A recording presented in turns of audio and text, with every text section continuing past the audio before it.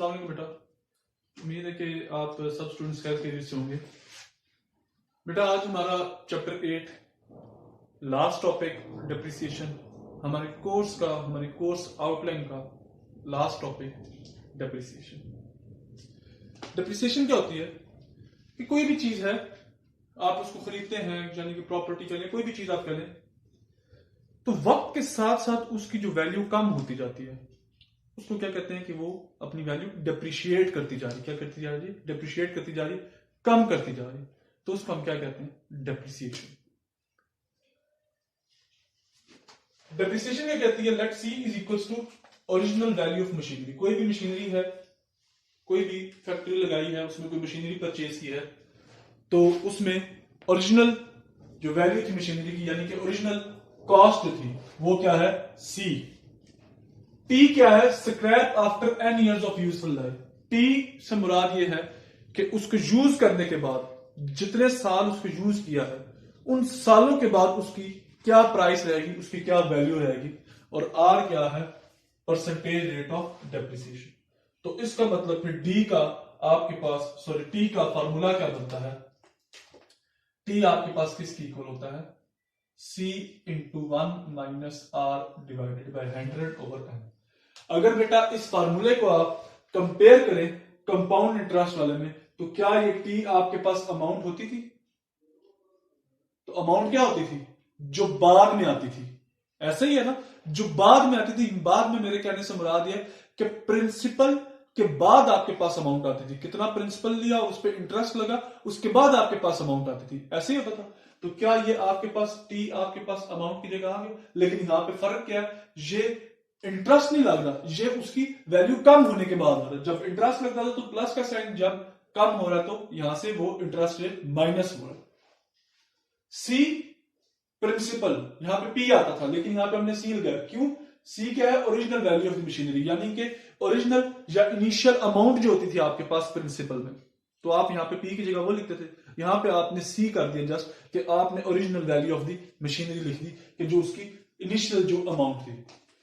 इसी फार्मूले को यूज करते हुए, जिस तरह कल मैंने फार्मूले ड्राइव किए थे, आपने यहां से एन का ये फार्मूला ड्राइव कर लिया। कि अगर किसी सवाल में आपसे पूछा गया कि एन किसके इक्वल है, एन फाइंड आउट करना, यानी कि number of years find out करने हैं ड्यूरिंग डेप्रिसिएशन, तो उसमें आपके पास ये फार्मूला। बेटा वही सेम फार्मूला, जस्ट यहां पे 1 माइनस लिखा हुआ है। उस फार्मूले में क्या था? कंपाउंड इंटरेस्ट वाले में एन जो फाइंड आउट करना था 1 प्लस था। क्या था? 1 प्लस था। इसी तरीके से एंटी लॉग वाला ये आर के लिए फार्मूला, इसमें आपके पास सेम वही सारा का सारा एक्सप्रेशन है, सिर्फ यहां पे 1 माइनस एंटी लॉग है, वहां पे क्या होता था? एंटी लॉग -1 होता था। ये वाला पूरा एक्सप्रेशन पहले रहता था, -1 बाद में रहता था। बाकी सारा का सारा वही कंपाउंड इंटरेस्ट वाला। अब आ जाए अपने सवाल की तरफ। Find the value of a typewriter costing 8.40 question है बेटा। Find the value of a typewriter costing rupees 1700 at the end of 5 years. If depreciation at 4% per annum. आपने टाइपराइटर की कॉस्ट बतानी है। कब बतानी है? Costing rupees 1700 eight the end of, यानी कि उसकी कॉस्ट क्या थी? 1700 थी एट द एंड ऑफ। कब? जब 5 साल बाद। यानी कि उसकी कॉस्ट जो थी, सी जो थी, उसकी क्या थी आपके पास? At the end of 5 year 1700 थी। तो अब आपने ये बताना है कि उसकी अमाउंट डेप्रिशिएट होके कितनी बनी, यानी कि कम होते होते कितनी बनी, 5 साल बाद कम होते होते कितनी बनी। तो आपने टी फाइंड आउट करना था। ठीक है, सी आपके पास गिवन है 1700, आर आपके पास 4% पर एनम, और एन क्या? 5 ईयर्स। ये फार्मूला था आपके पास टी का। टी का फार्मूला क्या है? यहीं से मैंने ये फार्मूला उठा के, ये देखें, यहीं से ये फार्मूला उठा के यहां पर मैंने पुट किया। ये फार्मूला यहां पे पुट हुआ, और इसमें जब आप वैल्यूज पुट करेंगे, ठीक है, पुटिंग वैल्यूज इन अबव, तो आपके पास ये वैल्यूज पुट करके आ गया। और आफ्टर सॉल्विंग, जब आप इसको सॉल्व करेंगे तो आपके पास टी क्या आया? रुपीज 1315.07, यानी कि जब आपने उसकी वैल्यू 5 साल बाद डेप्रिशिएट होती होती कितनी रहेगी? 1315.07 रुपीज। नेक्स्ट क्वेश्चन है 8.41। अ machine in shoe factory is purchased for rupees 8500। एक मशीन थी शू फैक्ट्री में, कितने की खरीदी गई? 8500 की, 8500 की। आफ्टर 8 years यूजफुल, 8 साल बाद यूज करने के बाद it's scrap will be rupees 3000। Use करने के बाद अब वो मशीन की हालत, उसकी खस्ता हालत कितने की रहेगी? 3000 रुपए की। Find the depreciation rate. Machine ली थी तो 8500 की थी, 8 साल बाद कितने की रहेगी? 3000 रुपए की। तो कितना डेप्रिसिएशन रेट उस पर लगा? तो आपने क्या फाइंड करना है? आर। फाइंड आर आपने करना है। जिस तरह यहां पर आपने ये फाइंड टी करना था, यहां पे आपने क्या किया? Find are. गिवन आपके पास क्या है? इनिशियल उसकी जो कॉस्ट थी, ओरिजिनल जो कॉस्ट थी वो कितनी थी? 8500। जो कॉस्ट उसकी यूजफुल होने के बाद स्क्रैप आफ्टर एन ईयर्स थी वो कितनी थी? 300। और एन टाइम आपको कितना दिया? 8 साल के। 8 साल बाद उसके जो हालत थी या उसकी स्क्रैप थी वो कितनी रहेगी? 300। ये सॉरी मैंने 300 लिखा बेटा, 3000। उसकी कितनी रहेगी थी? 3000 रुपए की उसकी मालियत रहेगी थी, जिसके जब उसकी खस्ता हालत होने के बाद, यानी कि जब वो स्क्रैप में चली थी। As we know that R divided by 100, ये वाला फार्मूला, ये फार्मूला है। इसमें क्या किया आपने? पुट की values, putting values in above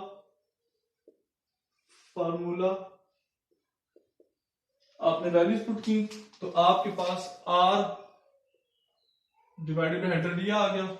और फिर जब इसको आपने दोबारा सॉल्व किया, आफ्टर सॉल्विंग, तो आपके पास ये आर क्या आ गया? 12.21%। ये आपका आंसर है।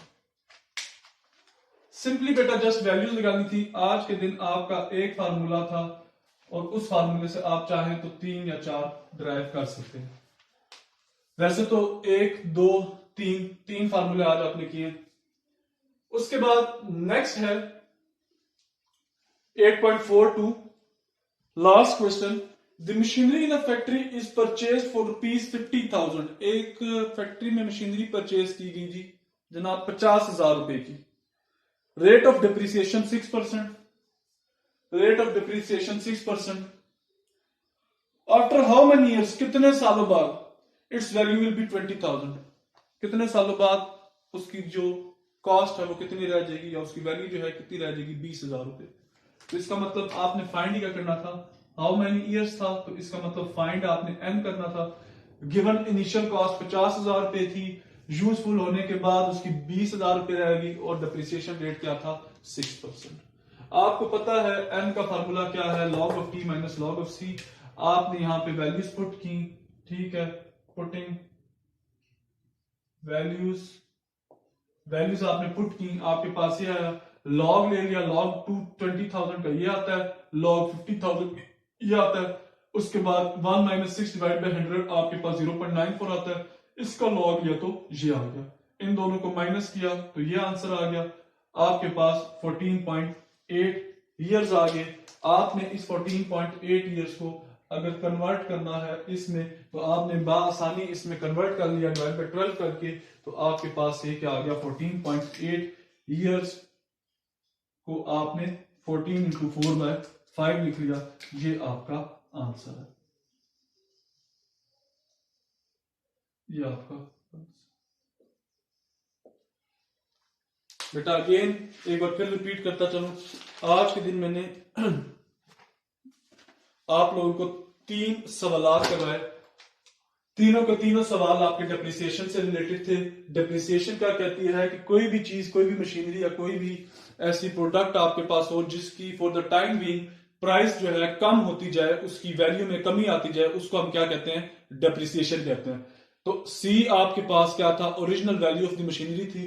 टी आपके पास उसकी वो कॉस्ट थी जो स्क्रैप में चली जाती है, यानी कि scrap after n years of useful life, उसको यूज करने के बाद जो उसकी अमाउंट या उसकी जो प्राइस या उसकी जो वर्थ रह जाती थी वो क्या है, टी है। और आर क्या था, परसेंटेज थी, परसेंटेज रेट ऑफ डेप्रिसिएशन, यानी कि जिस तरह आप कंपाउंड इंटरेस्ट में इंटरेस्ट रेट करते थे, इसमें आप क्या करते हैं, डेप्रिसिएशन रेट। इसको सादा से लफ्जों में कह लें कि डेप्रिसिएशन रेट। तो आपके पास टी का फार्मूला क्या था, T is equal to C into 1 minus R divided by 100 whole power n. इसी फार्मूले को यूज करते हुए आप ईयर का फार्मूला लगा सकते हैं, निकाल सकते हैं कि अगर आपको ईयर्स फाइंड आउट करने के लिए दिए हों डेप्रिसिएशन में, तो आप एन इज इक्वल टू ये वाला फार्मूला लगा सकते हैं। कोई भी फर्क नहीं है, सिर्फ और सिर्फ कंपाउंड इंटरेस्ट और इसके फार्मूले में फर्क है कि वहां पे प्लस का साइन था, यहाँ माइनस आ रहा है, जस्ट बिकॉज ऑफ दिस। इसी तरीके से यहाँ पे आर का फार्मूला भी आपने निकाला, आर का फार्मूला भी उसी की रिजेंबलेंस में, सिर्फ फर्क ये है कि यहाँ पे 1 माइनस एंटी लॉग है और उसमें क्या था, एंटी लॉग माइनस 1 हो जाता था। ठीक है, आपके पास तीनों के तीनों क्वेश्चन है, तीनों के तीनों क्वेश्चंस में आपने फार्मूलाज पुट किए, फार्मूलाज पुट करके आपने सिंप्लीफिकेशन की और अपने आंसर्स फाइंड आउट करिए।